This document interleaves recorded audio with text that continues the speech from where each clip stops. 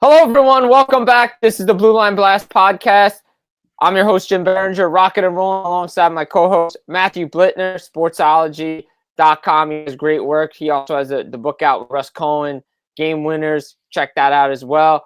We're back again, episode 5 of the Blue Line Blast podcast. There's a lot to talk about in the world of hockey, not only in the NHL, but overseas as well. Matthew, welcome back. Great to be back for another week. Clearly, our non-existent sponsors haven't gotten tired of us yet, so we're clearly doing something right. Yeah, we are. And as you said, it's more than just the NHL world this week. World Championships, Team USA. I mean, 92 years. When I first heard that stat being thrown around before the game, I was seriously questioning whether someone had made that up or if someone in the research department got that wrong. Because there's no way, right? And then you go and you look and it's like, wow, they really haven't. And it's just like, Jim, a few weeks ago, we talked about how, Team USA needs and USA Hockey needs its stars in order to be taken seriously. And I guess they heard what we said and said, nah, these guys don't know what they're talking about. Because they won the tournament with the youngest average age out of any team in the league, out of any team in the tournament. Yeah, no, I mean, look, that credit to Ryan Warsawski, San Jose Sharks head coach, who's got ties to Mike Sullivan. But they played an unbelievable game, great defensive game. But there were some of the big names that were there, right? Jeremy Swayman was between the pipes. Zach Werenski on defense. Tage Thompson on offense. Logan Cooley was there. Clayton Keller was there. Connor Garland was there. And I'm not going to go to list everybody. And also Johnny Gaudreau was there. In spirit, he was part of this whole run. If you didn't name those people, you may as well name, Brady Shea, and you have to give credit where credit. Yeah, exactly. All the big name guys that we know from the National Hockey League that normally don't go over to these World Championships were there. Why? Well, a couple reasons, right? They want to end the drought, 92 years, because the 1960 gold medal in the Olympics and the 1980 gold medal in the Olympics, even though there were no World Championships that year, are not recognized by that tournament as USA ending a drought. They have literally not won a gold medal since 1933, which was unreal. And they hadn't been in the final since 1934, which was even more remarkable. I'm like, they've got to have gotten there somewhere. And then you look along the line, no. But there was a lot of, I think this group not only heard our calling, but they heard the calling of Dylan Larkin after Four Nations. This group wanted to win. They were on a mission to win. They needed to bring back that winning swagger. I don't want to say new kids on the block because you see at every level, Team USA was doing it outside of this level. But USA Hockey is here. USA Hockey is, I don't want to say running the world because we still got to show up at the Olympics. But USA Hockey is a force to be reckoned with in international hockey. They're a force to be reckoned with to an extent. And I'll get to that in a minute. You named a good portion of the NHL stars who played for Team USA. Is Brady Shea a star? Is Clayton Keller a star? Is Logan Cooley a star? Is Jeremy Swayman a star? Then these guys, yeah, they're very good players. Don't get me wrong. I'm not trying to knock any of these guys. They're very good players. They're all top 100 players. But where's the great? Where's the great guys to lead them? And I'm not talking about from a leadership standpoint because Clayton Keller did an unbelievable job as team captain. And I forget which player it was, but one of them said, "Oh wow, when we heard that Zach Werenski was joining us, that sent a jolt through the room." Okay. Oh, Tage Thompson said that. Okay, so Werenski, he comes through with that. Great. And I know a lot of guys are still playing in the playoffs. So, Austin Matthews just got out of the playoffs, a few days before or hand and everything. So you can forgive him. But USA Hockey has so many stars it can go to. You have to actually get those actual stars for people to care about it. Because, Jim, outside of, and I saw a number of analysts talking about this on social media, outside of people whose jobs it literally is to cover the tournament, was anyone in the U.S. paying attention to this tournament? I think when most people turned on the news this morning and saw USA wins gold, they were confused out of their you-know-what minds because they were just like, what do you mean US won gold? Like, there was not enough, like, there's not enough attracting people to it. Team USA, yeah, they won, and yes, the future looks good, but they still need to attract those big-name players to come and play and be part of it. No, I agree with that. Look, I mean, we could say Jeremy Swayman is a star on his team, right? Do we classify him as a star in the National Hockey League? I don't know. I mean, do goalies get recognized as stars unless they play at an elite level all the time? Probably not, but he was on a Four Nations face-off, and he was the third goalie, and he didn't play. But he's just made an argument on the international stage that, hey, wait a minute, come February in Milan, maybe I should be playing some games here. Zach Werenski, we know what he can do, right? Like, he's one of the best defensemen in the National Hockey League. That's probably the biggest star that they had on the team. But like you said it off the top. This team was carried by their young players. I think they had like 14 guys on the team that were from that U.S. National Develop program. And here's the other key. I heard this in the broadcast, listening to Gord Miller and Mike Johnson. They said a lot of the group that was there that they assembled had won before at the World Juniors and at the U18s. That's the difference. You know, sometimes when they assemble these teams, they don't have that winning formula. They don't have that winning mindset in those guys that have won before. There's going to be a lot of spaces coming up on that Olympic team.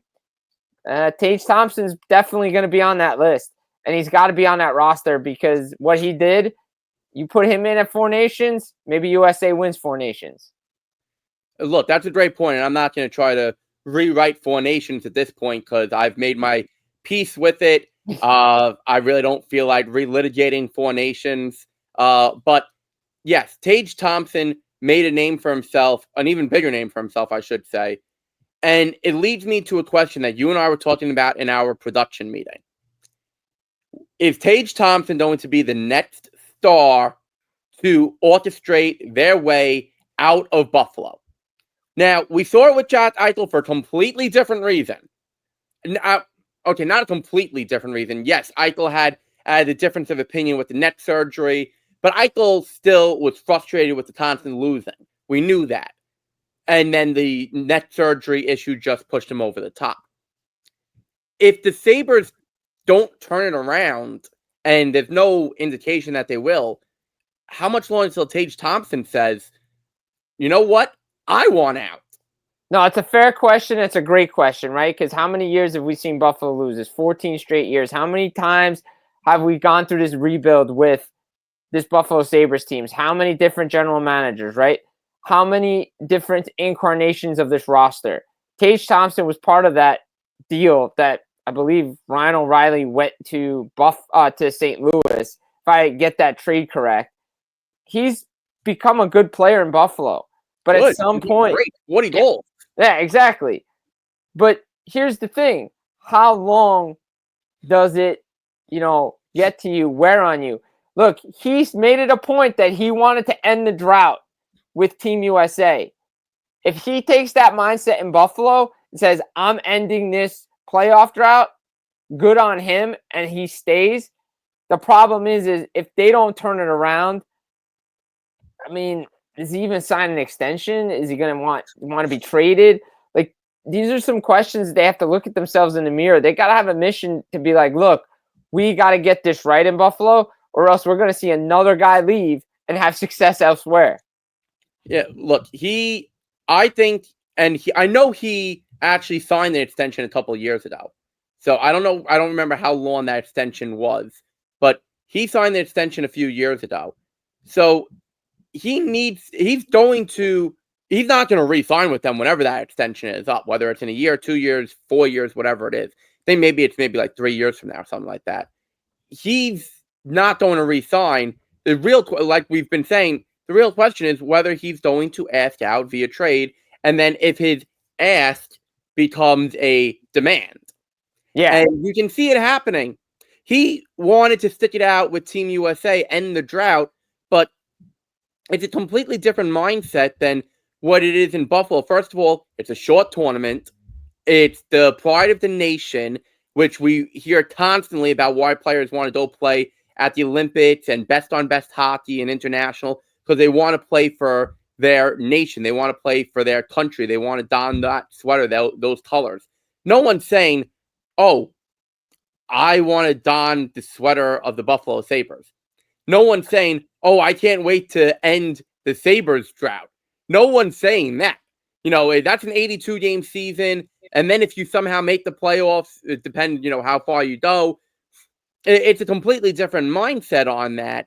Tage Thompson, he wanted to end the drought with Team USA, and he had the cojones to do it, with the golden goal. Great. It's a very, very different thing in Buffalo. I do not see him being that person to say, yeah, you know what? I want to be the person to end the Buffalo drought, because no one says, oh, I want to go to Buffalo. Wasn't it just last year we heard players saying, well, they have fake palm trees in Buffalo. They have this in Buffalo. They have that in Buffalo. Why do we want to go there? So I'm not sure that, and Tage Thompson's not the only one. Okay, Buffalo does have some talented players, but they don't seem to have it as an organization. They have no appeal to them whatsoever. And that organization, I really can't believe that that's the same organization with the same owners as the Buffalo Bills. No, it's very shocking. Very shocking indeed, right? Like, if you look at it, you say to yourself, all right, you look at the talent, the number one picks, the Owen Power, Rasmus Dahlin, you're set on the back end, right? But now Bo Byram's looking to potentially get out because, he's restricted free agent. Like, he doesn't want to sign there. Do they have to move him out? They already moved Dylan Cousins out. Guys like JJ Peterka, his name's been in there, right? So many guys have moved on from this team and had success elsewhere. The Sam Reinharts, the Eichels, the list goes on of guys that have come out of Buffalo and had success. And you think about it, all those times they had Jack Eichel and the Ryan O'Reillys and the guys like that, and they still couldn't end this playoff drought. And I think it's what's going to take for players to start going back to Buffalo is you can't have 14 years of losing. You can't miss the playoffs for 14 straight years and potentially 15 straight years if you want top players to go to Buffalo again. There was a time the Buffalo Sabres were a constant playoff team. There was a time, it was early on, they went to the Stanley Cup final. It's been a long time since they made the Stanley Cup final. It's a long time since they made the playoffs. And it's even been longer since they've sniffed it, even getting there. So they have to start a season well. They got to get their front office right. They got to get their mission right. They got to get the right players in there with the right mindset to turn this thing around at Buffalo. You hope Tage Thompson is one of those guys. If he isn't, then you got to get the right players in there that want to be in Buffalo, because that's what's going to change the culture, and Buffalo needs a culture change. They do need a culture change, but they've been saying that for years, and everyone's been saying about them for years. And I know everyone always says, well, winning breeds a winning culture, and it makes people and players and coaches and executives want to come to an organization. And while that is mostly true, okay, why do people still want to go play for the New York Jets? Different sport, yes, but why do people want to still go play for the New York Jets? Why did people want to, in basketball, why did they want to go join up with teams who were not winning with, why did they want to come to the Brooklyn Nets? Why did Kevin Durant and James Harden and Kyrie Irving and again, it was a disaster of epic proportions, but why did they want to come to Brooklyn? Brooklyn, and look, I'm from Brooklyn. I love Brooklyn. It's where I'm from. It's part of my identity. You can hear it in my accent. But why did anyone in their right mind want to come to the Brooklyn Nets? Like, why did athletes still are willing to come to non-winning teams under certain circumstances? So Buffalo can't say, and people can't just say, well, if Buffalo won, people would want to be there. Well, you need people who want to be there in order to get them to win. Yes, that is very true. You need to start winning in Buffalo. You can't start the season off the same way every time and then have a major collapse and then play well at the end of the year and just miss the playoffs. That has to change in Buffalo. You have to be consistent throughout those 82 games. It's hard to do it. Yes, the coaching hire probably wasn't the best. the general manager needs to get the right players in there, moving some core pieces out, figuring out where your core is, right? You're going to move on from Tia Samuelson, Bo Byram, guys like that, who can make up the foundation to say, hey, you know what? These guys are sticking it out. These guys want to be here. Well, if these guys want to be here and they want to turn it around, maybe we can get some free agents to come in here and fix this thing out or make hockey trades, because that's what they have to do to fix that. They got to get the right guys in there. But the problem is Buffalo's got a reputation right now, and it's not a good one. And that's why players don't want to go there. And it's very, very tough to recruit the right set of players to go to Buffalo and help the Sabres win. I feel bad for the fan base up there. I really do. They haven't sniffed the playoffs in 14 years. It's a good hockey town. It's a good sports town. But again, the Sabres got to get it right. And it's just too much on the rat wheel of, okay, you know what? Get a number one pick, put him in. Get another number one pick, put him in. And we're still losing. Why are we losing? Belief in this core, belief in this, belief in that. No, got to change it all. Just the culture has to change, but it hasn't. Like you said, until it does, Buffalo's going to be in the same spot it's always been. A great way to say it, Jim. I don't want to continue to hop on Buffalo because it's going to sound like we're just haters. But while we have our GM caps on, there is some that I actually want to go back to that we touched on before we started just killing the Sabres. And I'm sorry if the Sabres are an endangered species. We didn't mean to make them further extinct. But getting back to the World Championship for a minute, because that's where this whole mishidas began.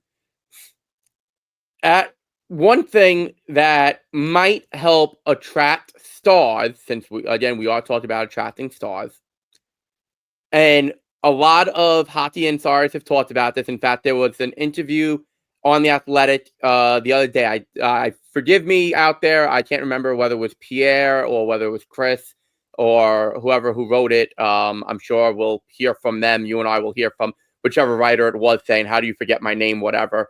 But they did an interview with Deputy Commissioner Bill Daley, and they asked him a number of questions, but one of them in particular. Bill, every year we talk to you about at the State of the League, has there been any thoughts with the new CBA about potentially starting and ending the season earlier?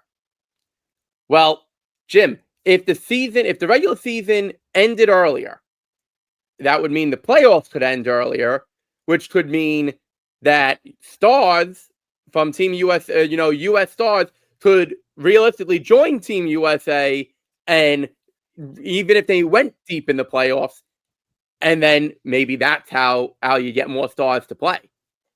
Yeah, that's a great point. Look, I believe it was Pierre LeBrun of The Athletic who does it, because he's always harping on. We're definitely hearing from Pierre. Yeah, 100%. Because he's the one that always harps on the fact that he wants the season started earlier and the Stanley Cup playoffs over by the end of May. So it's definitely Pierre for sure.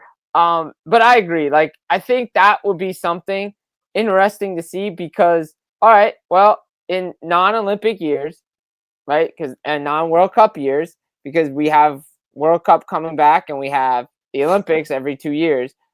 In those World Championship years, which I think the IIHF should adopt during the Olympics, do not have a men's World Championship during the Olympics, because it doesn't make sense, because best on best is happening at the Olympics, and then we're just going to have another international tournament in the spring. But if that's the case, I agree. Let's start the season earlier.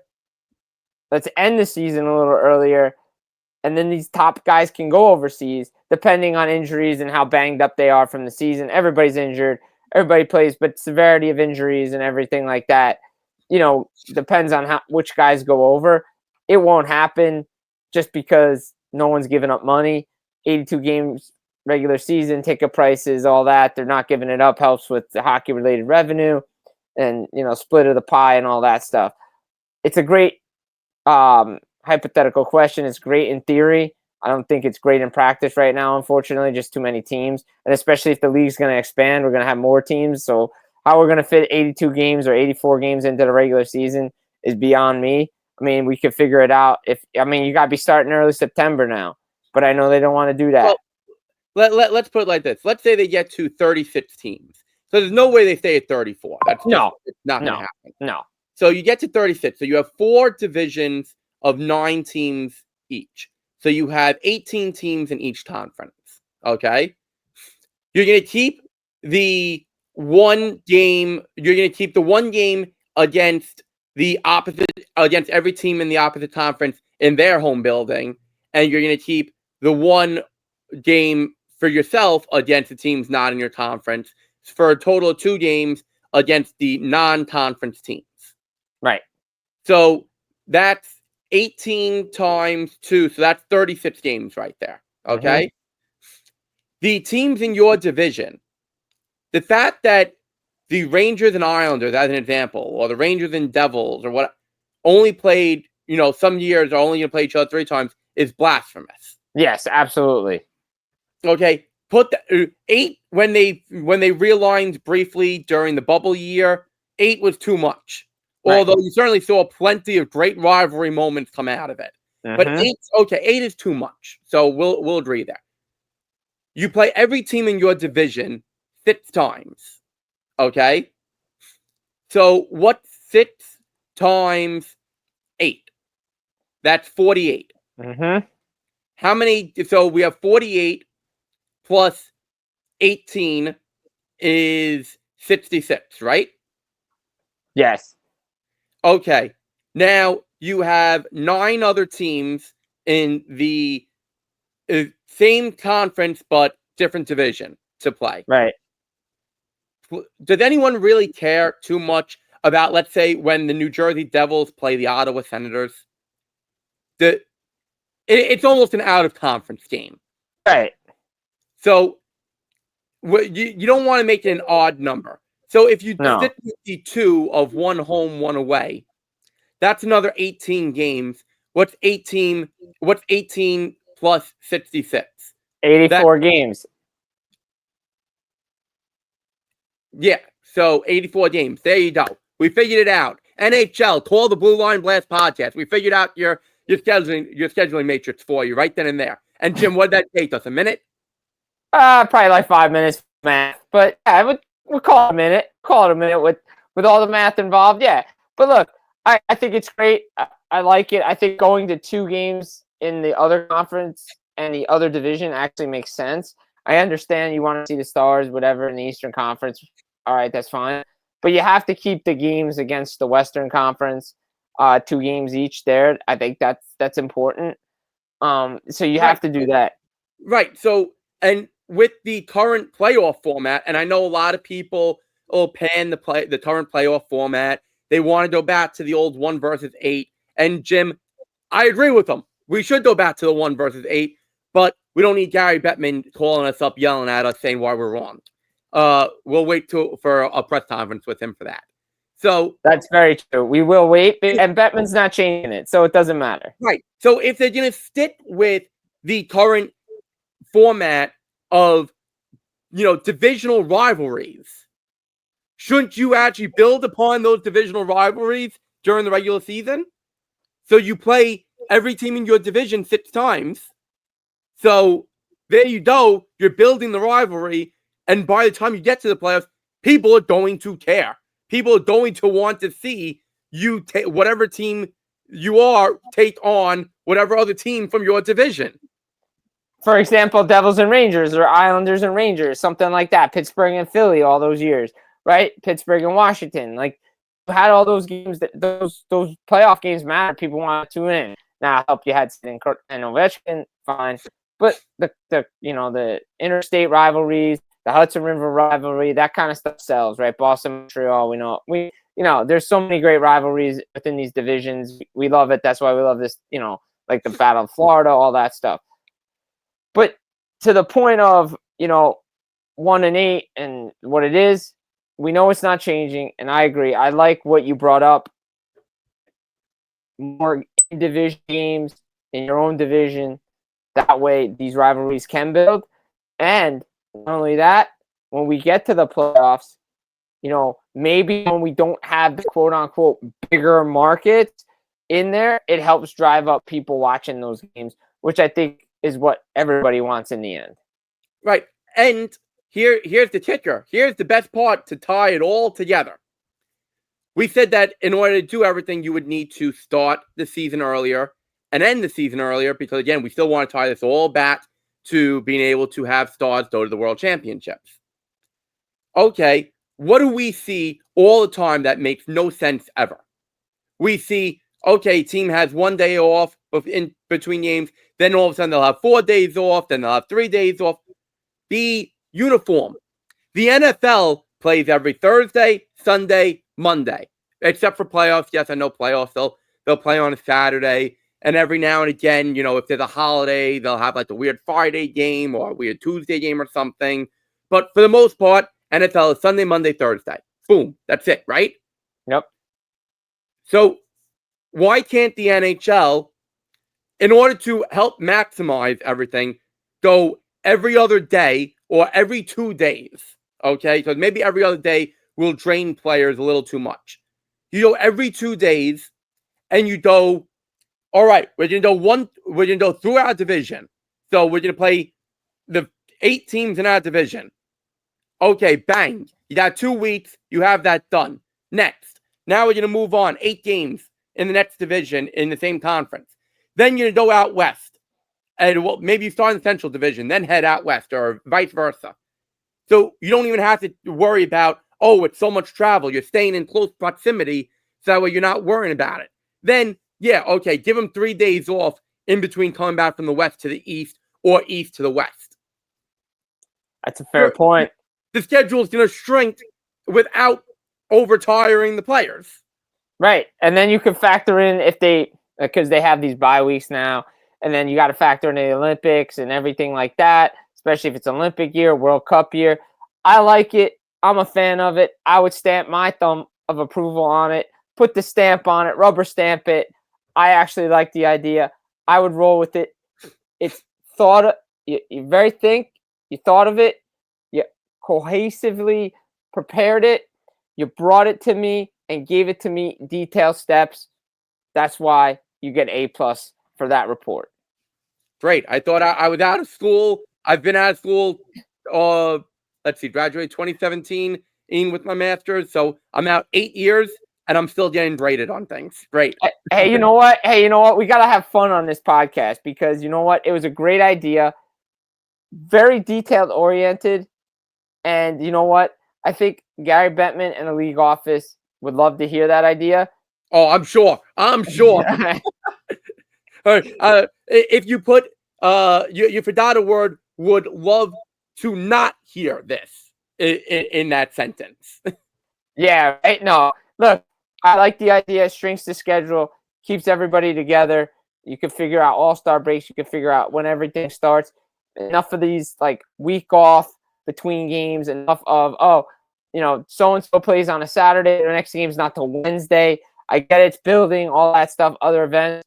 But if you know the schedule in July, you send it out to all the buildings, say this is the days we're having. These are the days we're going to make these games happen.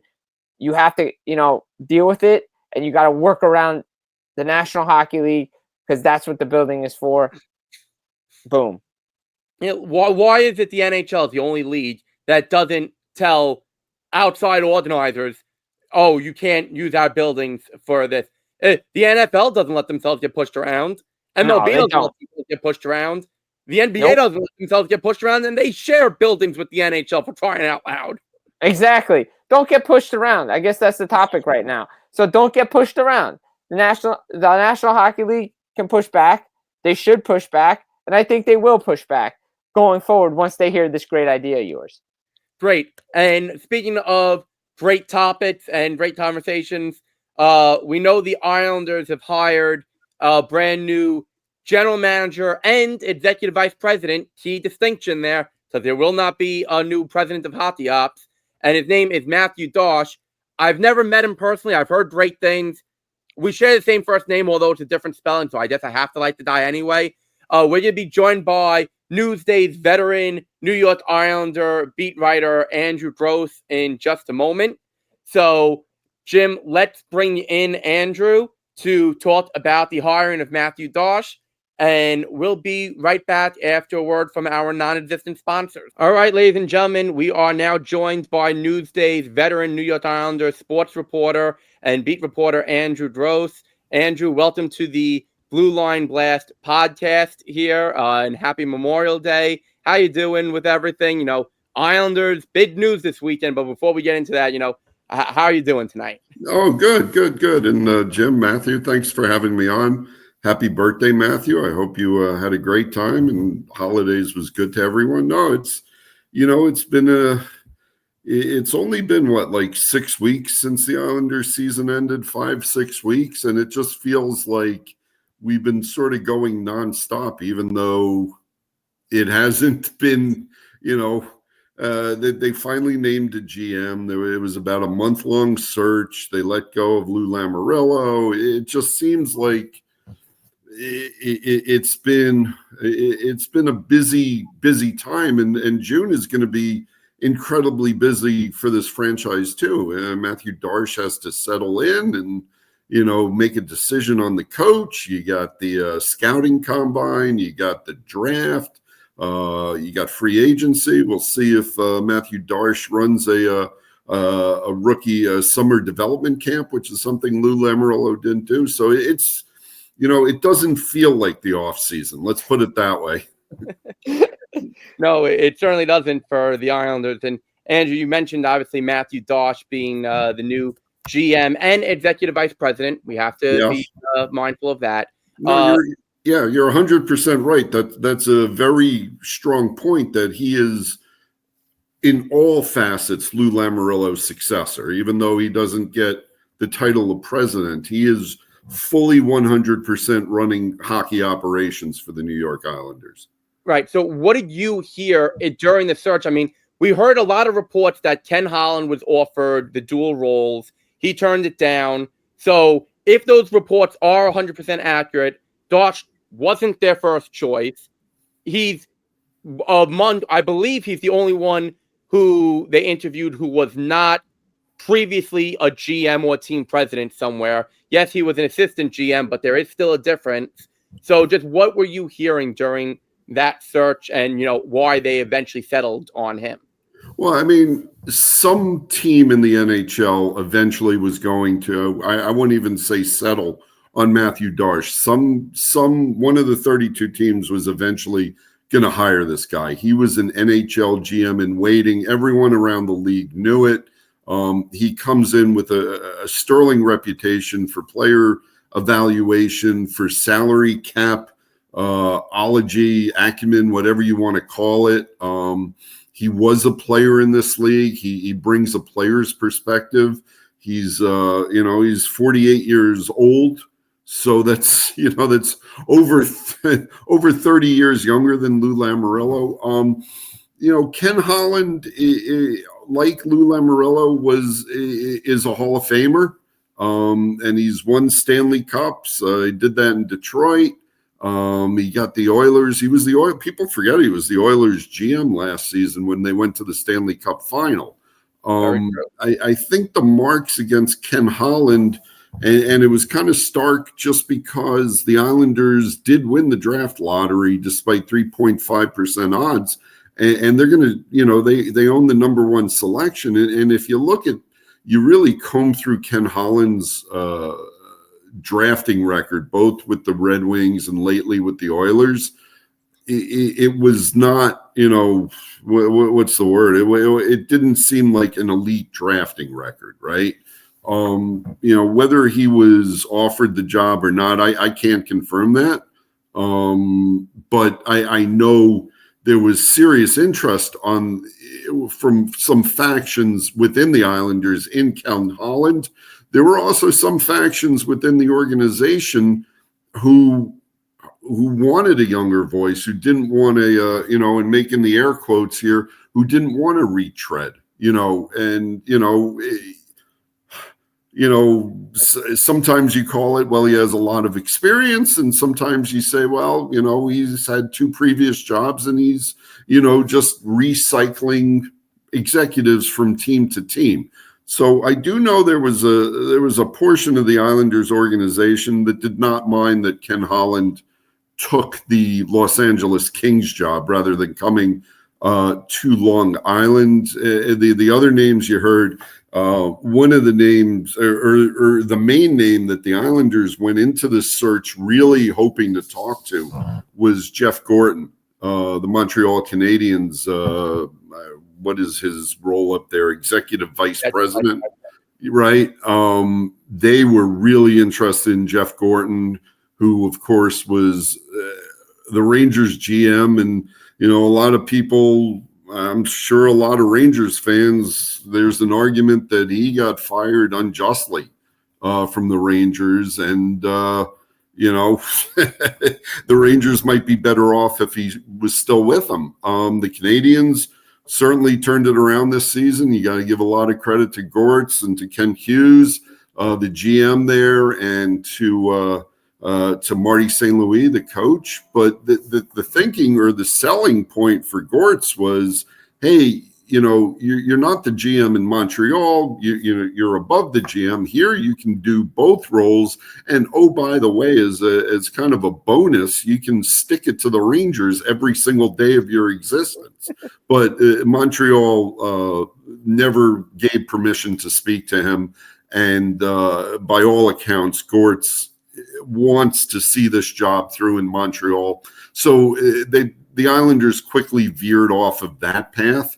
You heard Jarmo Kakalainen, the former Columbus GM, was thrown into the mix. And then when Brendan Shanahan and the Toronto Maple Leafs separated, you heard that the Islanders,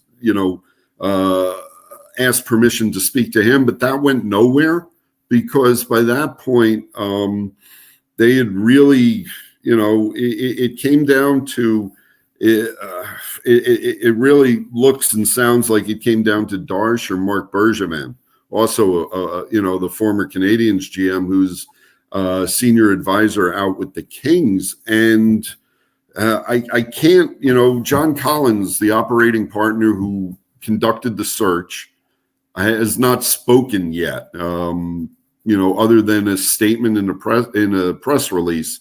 So I can't tell you exactly why the Islanders, maybe selected Darche over Shanahan or Marc Bergevin. But I do know, getting back to the beginning, Matthew Darche's reputation in his player evaluation and in his ability to manage a salary cap and, eye for talent, the way he relates to players, because, he was his career 250 NHL games over 11 seasons, I think 12 seasons, not a ton of games. He was a bottom six grinder, right? And he has that perspective of hard work. He's worked in the corporate field. The Islanders were not the only team on this guy. And in the end, I think, the faction in the Islanders building that wanted a younger, hungrier, maybe more of a new age GM that won out.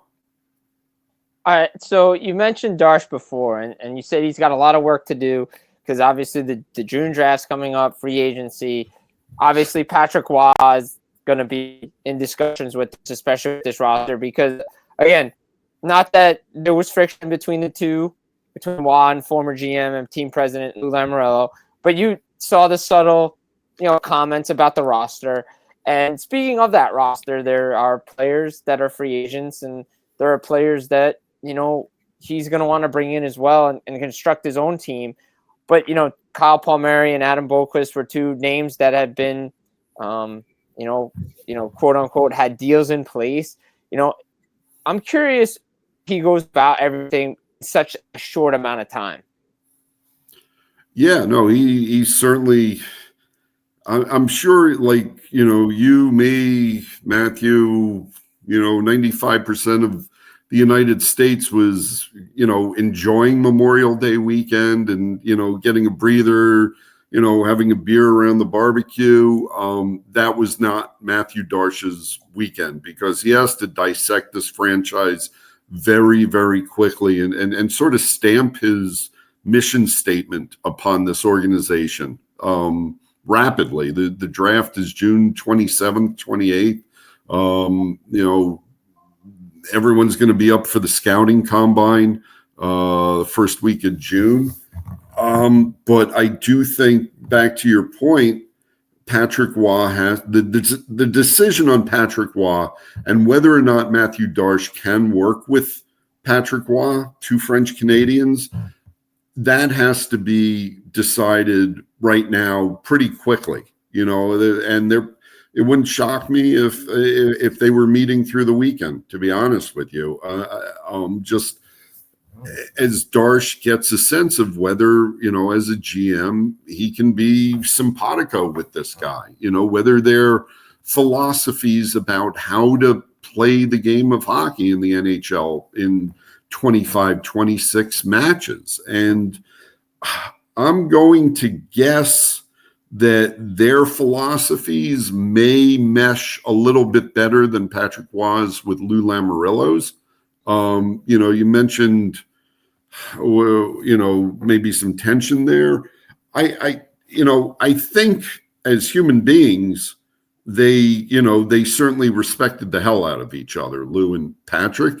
But as to how to run the team and what kind of personnel to have on the roster, I do think, I do think not that you can really butt heads with Lou Lamoriello because, Lou runs the show. That's the deal, right? And Patrick knew that coming in, and he said a million times he was not looking to be the GM or the personnel manager.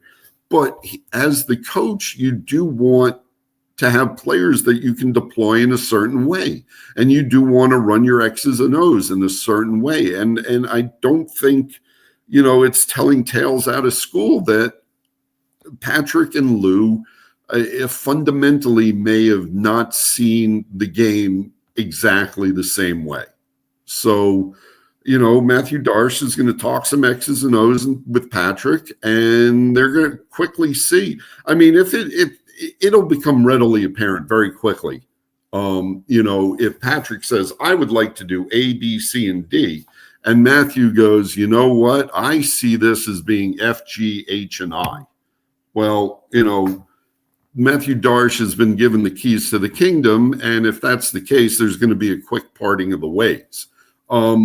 I suspect that the aggressive way that Patrick Waugh wants to run his team and the ability to skate and push the puck and just be able to play in a fast way. I have a lot of confidence that is going to mesh with Matthew Darche's philosophy on how to run the team, and then it becomes whether their personalities mesh up quickly or stuff like that, whether they can sit there and, kind of be all kumbaya about the game of hockey, right? I suspect that there will be a quick announcement one way or another whether Patrick Waugh is returning as the Islanders coach. And I certainly expect that within the next 2 or 3 days, I would think. Well, as you mentioned, quick turnarounds are going to be key on, certain decisions because, Patrick Waugh, there's not too many available coaches out there for known coaches, unless they want to go with a complete unknown, which I can't see them doing just in where they're at as a franchise at the moment. But one thing that we talked about a few minutes ago, there was the brief rotation with Brendan Shanahan, which I think we need to delve a little further into.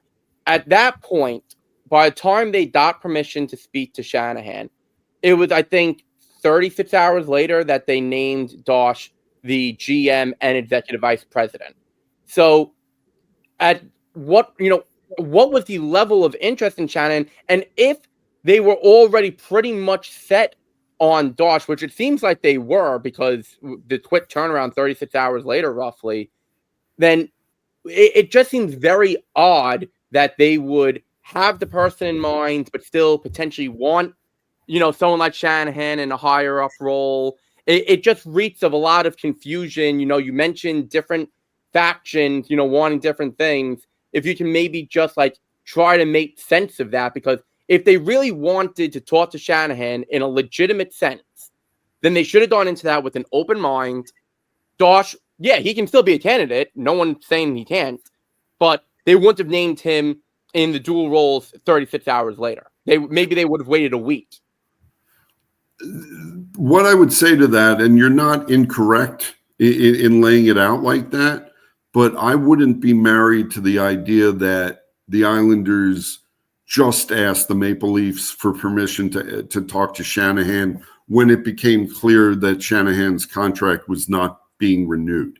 I think this might have been more like a Jeff Gorton situation where the Islanders might have gone into this search and identified some people, and they might have identified Brendan Shanahan very early. Now, obviously, the Maple Leafs went through a couple of rounds in the playoffs, right? So it's a matter of when they could talk to Shanny. I just think through Matthew Darsh's interviews, he convinced the people who are making this decision, and that starts with John Collins, and number 1A on that list is Scott Malkin, right? That he was ready to run an NHL franchise, and he laid out a blueprint of how he wanted to attack this that meshed with what John Collins, who is a well-experienced NHL executive on his own right. So, you're not BSing a BSer here. You're speaking John Collins's language, right? As far as Shanahan, I don't think, regardless of when they spoke to him, I don't think it was wrong for the Islanders to get a different perspective on things. I do think that whenever they spoke to him, I think they had already been impressed with the idea that, with some of the GMs they had spoken to, and maybe, Shanny backed off. The reports are that they didn't see a match. That was probably because the Islanders, were interested in certain people, and there's there was as many candidates as you want to talk to, but once they really focused in, that Shanny really just didn't fit, because if you name Shanahan, Darsh isn't going to take this job. He could have stayed in Tampa Bay and worked with Julien Brisebois in the same fashion as if Brendan Shanahan came here, regardless of titles, right? So that's more of a lateral move for him. So I think the Islanders duly did speak to Brendan Shanahan, but they had been so impressed otherwise that it was probably more of a fact-finding, sometimes, not just in the NHL, in the NFL, you bring in all these different candidates because you want to hear about how other franchises, how they evaluate you, how to, what are other people around the NHL thinking about the New York Islanders, right? It's free information for ownership, everything helps. And, yes, if they really wanted Shanahan, I think Shanahan would be here. But I think they wanted to speak to him and, basically pick his brain, if you want to say something like that. So my final one for you, and again, it goes back to player personnel and roster. I look at it, the Islanders have a couple of big, free agents, obviously Noah Dobson, Alexander Romanov. How do you, and again, Matthew Darsh is, this has been a busy weekend for him probably, but how do you see things playing out with those two and the rest of the roster heading into the summer, and what the Islanders could look like start the next season? Yeah. I'll start with the two defensemen, Romanov and Dobson. I would think that, and that's probably something that John Collins or Scott Malkin asked Darsh, like, how do you approach this? Because the main fear is they're restricted free agents with arbitration rights, right? And with the salary cap going up, there is some thought that there are going to be more offer sheets. So how do you protect your guys?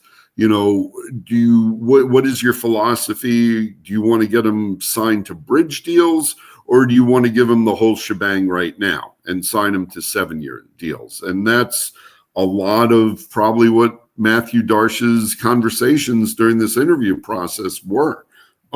Personally, I mean, regardless of whether Noah Dobson had an up or down season, you don't find guys like that at that age, right? I mean, he's a guy who can play in your top 2, and you don't lose that.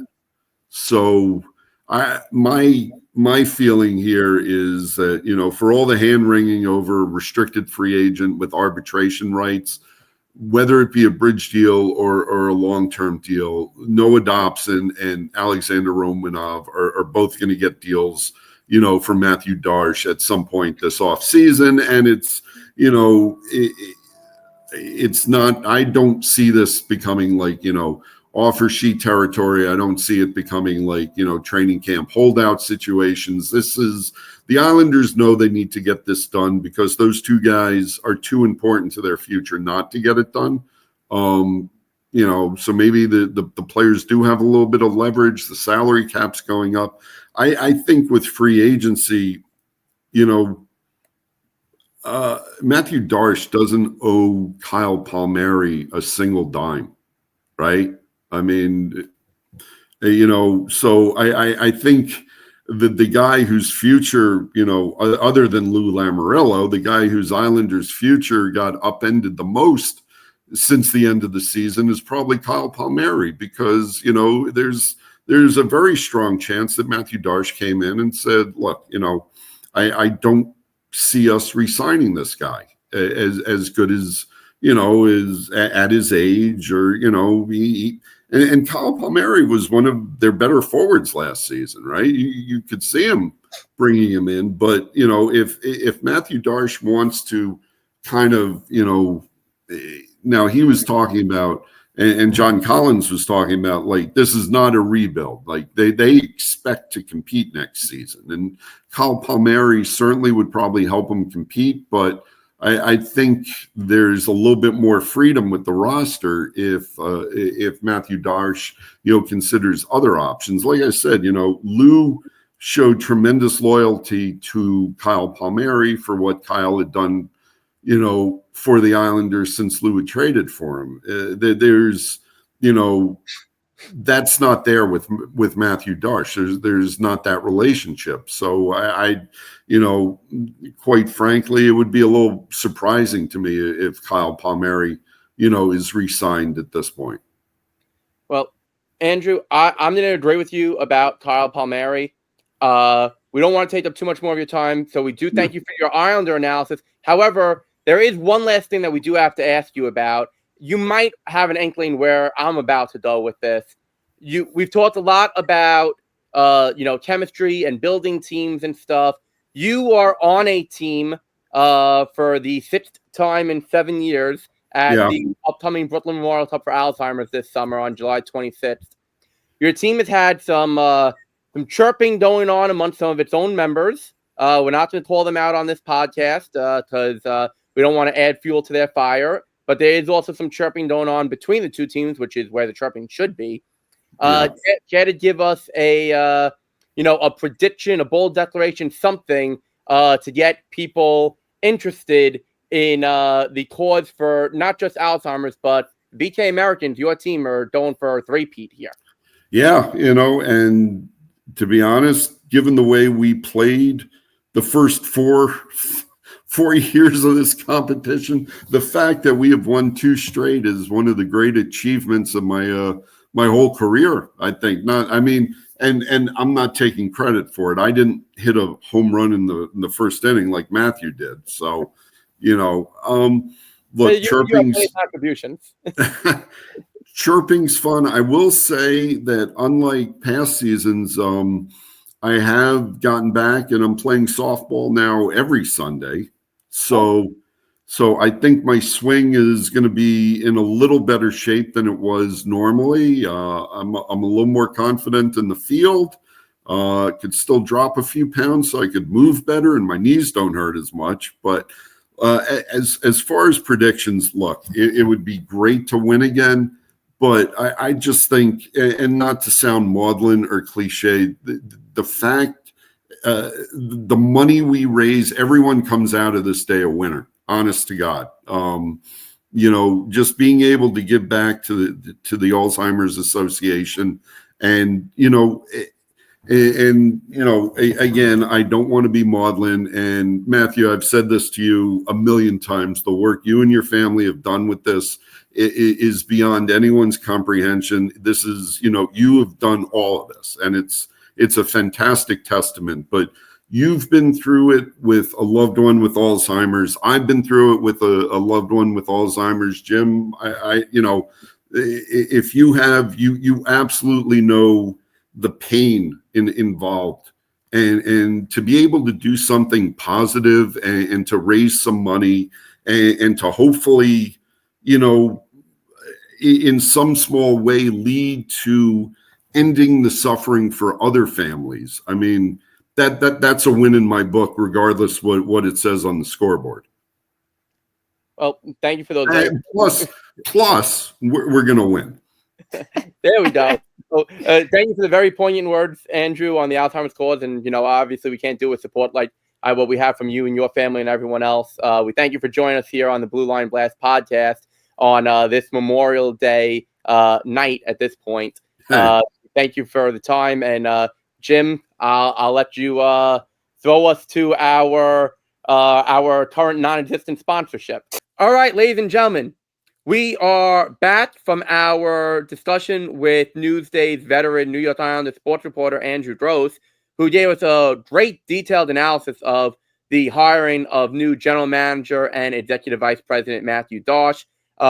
Just absolutely terrific discussion there. Make sure to follow Andrew at Gross Newsday on Twitter/X. Follow him in Newsday's print, not really print anymore, but digital newspaper for all your Islander updates. Jim, I think we would be remiss this week if we didn't talk about the playoffs and what's going on. And with that being said, there is a game currently going on during the recording of our Blue Line Blast podcast. That is Game 4 of Carolina, Florida. Jim, when this series began, you and I said that we thought that it would be a close series, probably a long series, and that it would, it wouldn't end in a close sweep like it did 2 years ago, where, Florida swept Carolina, but every game was decided by 1 goal.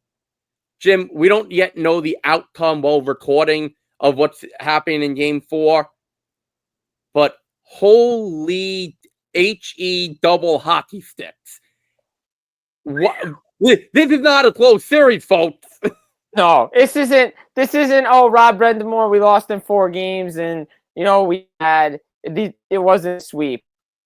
No, this is one team saying, we're the Stanley Cup champions. We want to go back to the Stanley Cup final. We've been there before. We want to taste it again. And Florida is the new state of hockey, whether people want to admit it or not, or agree with it or not. As you said on Full Press Hockey and Hockey Rumors. I appreciate that. Thank you for that cheap plug. But it is interesting because Tampa did it 3 straight years. Florida's trying to do it for 3 straight years. They're kind of doing the reverse Tampa. Tampa wins, 2 straight, loses in the final. Florida gets there and then loses to Vegas, and then they're trying to go back-to-back. It'll be interesting how this series ends because there's potential that they could be off for potentially 11, 12 days before the Stanley Cup final officially starts, depending on what happens with the Edmonton Oilers, the Dallas Stars. But you have to give credit to Paul Maurice, Bill Zito, and how the players have bought into the system and next man up mentality of, okay, well, no Ryan Hart. All right, Jesper Boquist, you're playing on the top line. Guy scores. Has a 3-point game. Oh, we're going to change. I'm going to change my 4th line around. I'm going to bring AJ Greer in. I'm not going to have Thomas Nosek in there. I'm going to flip some things around. the addition of Brad Marchand with Utu Lesterainen and Anton Lundell. Yeah, Bob's going to make great saves. Oh, Seth Jones, Aaron Ekblad on the back end. The Panthers are a well-oiled machine, coached the right way. And Bill Zito said after the 100-point season, he's like, you know what? Enough is enough. I don't care how good offensively we are. We need to lock it down defensively. We got to be harder to play against. We got to, lock down that neutral zone. Doesn't matter if it's 0-0. We're going to find a way to win a hockey game. And look, the Florida Panthers, ever since they found their game against the Toronto Maple Leafs, they just look like the Stanley Cup champions, and there's no reason not to think they can't repeat. No, there is no reason. And Jim, all the points that you made, I completely agree with. But there's one thing that we have to talk about that we have not yet mentioned, and that is Paul Maurice's comment Monday morning to the media in his media briefing. Only a mind such as Paul Maurice could come up with the quote of sometimes you gotta shotgun a beer and sometimes you gotta pray in order to equate what's going on with his hockey team. Jim, you and I have covered a lot of coaches in our careers, a lot of press conferences, a lot of media availabilities.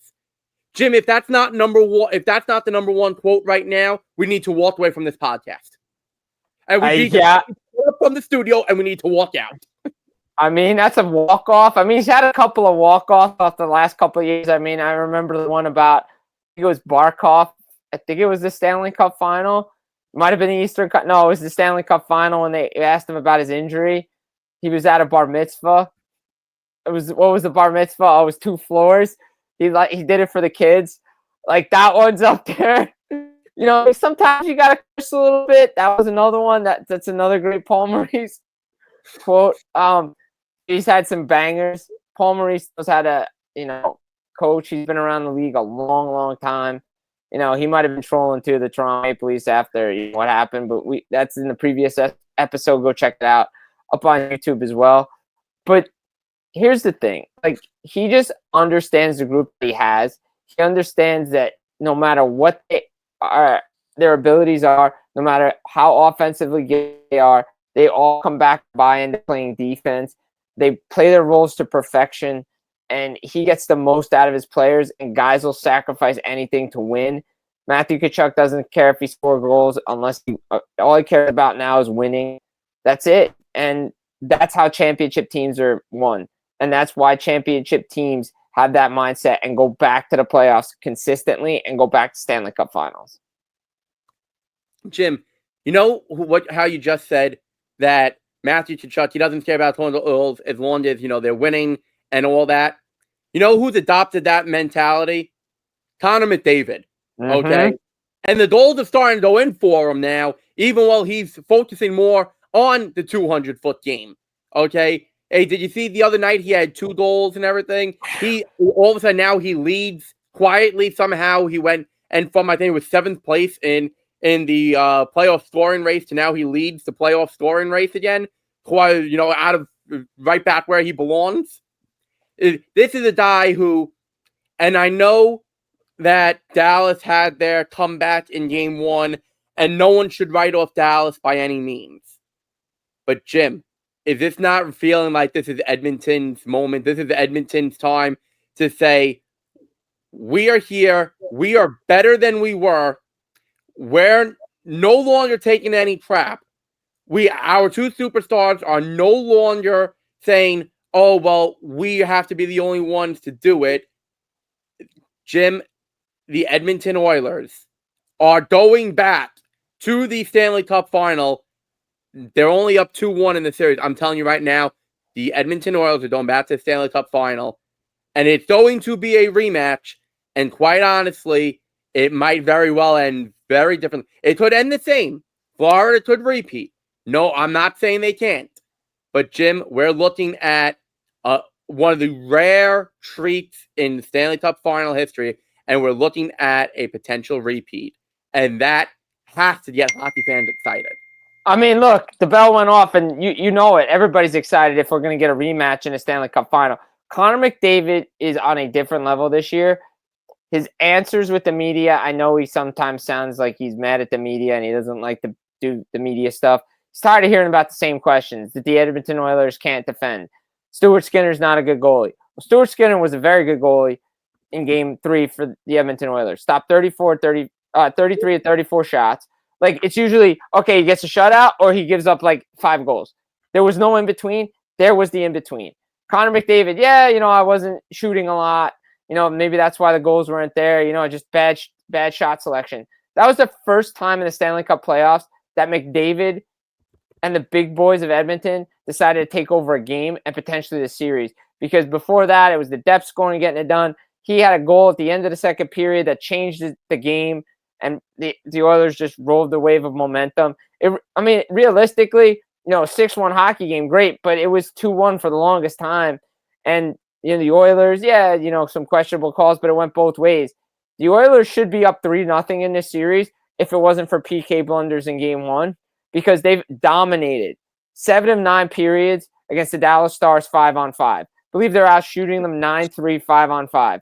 Their depth is unbelievable this year. They have just as many goal scorers as the Florida Panthers do in the playoffs. 18 different goal scorers in the playoffs. That talk about depth, that's not something you can measure. The Oilers are on a mission like the San Antonio Spurs were the year after they lost to the Miami Heat in the NBA Finals. They said, no, that was our championship. That Game 7 loss to Florida left something in McDavid and Draisaitl and all those guys to say, you know what, we're going back. We're going to prove everybody wrong. Everybody that says we can't defend, we're going to defend. Everybody that says we can't do things the right way in the playoffs, we're going to do it. Zach Hyman leads the NHL in hits, right? This Oilers team is on a mission to win. I could see them winning the Stanley Cup this year. Well said. Jim, I'm not going to go out and give away who I think would win just yet between Edmonton and Florida until things become official. Don't really want to jinx anything, because until series are clinched, anything I guess supposedly could happen. Right. I guess we do have to acknowledge that, although it doesn't look likely. But we are in lockstep on this.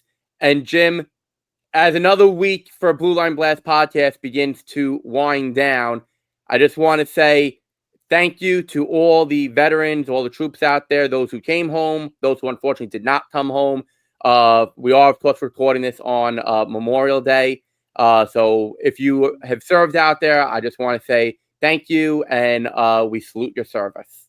Yeah, we salute your service. Beautiful thing to say here on a Blue Line Blast podcast. Shout out to all those that did make it home and then, sacrificed everything that didn't make it home. And that's why I wear it today. Shout out to my pops, Vietnam veteran. So, we want to shout him out here on a Blue Line Blast podcast. Another week, another great hockey talk with you, Matthew. As we wrap it up, guys, don't forget Blue Line Blast podcast up on YouTube, Blue Line Blast podcast. Check it out. Subscribe. Hit the notification bell. Like these videos. We bring you the best hockey content in the world. Check it out again. Jim Biringer, Matthew Blittner. Guys, take care. We'll be back again next week.